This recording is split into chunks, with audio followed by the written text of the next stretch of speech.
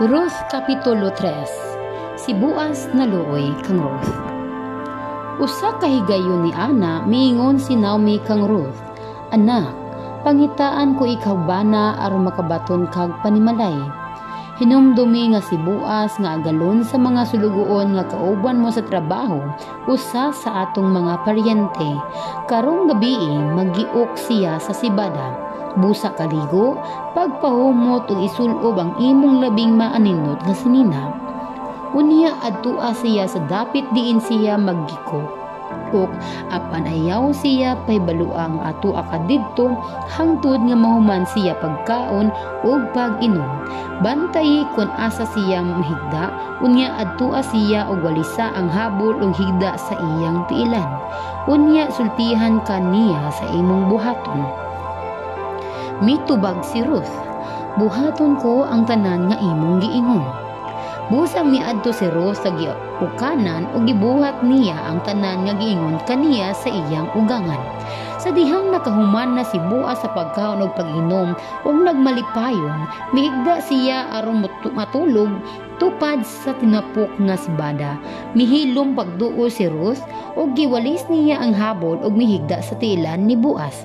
Sa pagkatungang gabi nahigmata si Boaz ug sa pagtakilid niya nahibulong kaayo siya nga diha na may babae nga naghigda sa iyang tiilan. "Kinsa ka man?" nangutana siya. "Ang imong sulugoon nga si Ruth. Kay ikaw suod man na kong paryente ug katungdanan man nimo ang pag-atiman kanako. Pangasawa ako," mitubag si Ruth.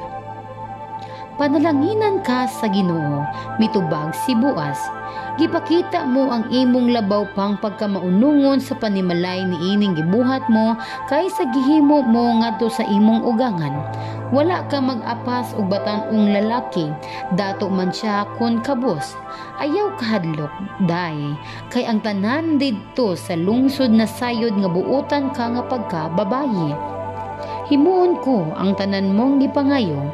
Matuod gayud nga ako suod nimo nga paryente ug may kaakuhan ako sa pag-atiman kanimo, apan may tawo nga masuod pa nga paryente nimo kay kanako. Pabilin dinhi sa tibuok nga gabi ug pagkabuntag susigon nato kun kadtong tawhana buot bang mga sawa kanimo. Kun buot siya, maayo, apan kun dili, manumpa ako atubangan sa buhing Dios nga akong mga sawa kanimo. Sige, balik pagkatulog ug pabilin dinhi hangtod sa buntag." Busa mihigda siya sa tiilan ni Boaz hangtod sa pagkabuntag. Apan mibangon siya sa wala pa mabanagnag aron dili siya makitaan sa uban kay si Boaz nagsulti man nga kinahanglan wala gayoy masayod nga mihigda siya uban kang Boaz. Si Boaz miingon kaniya, "Dad-a nga ri ka ng kupo nga imong gisulob ug bukhara."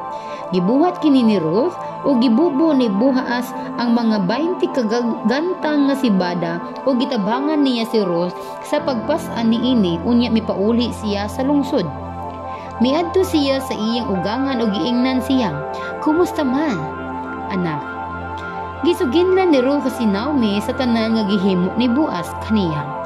Miingon si Ruth, "Gihatag niya kanako kining sibada kay dili siya buot nga mopauli ako nga walay dala."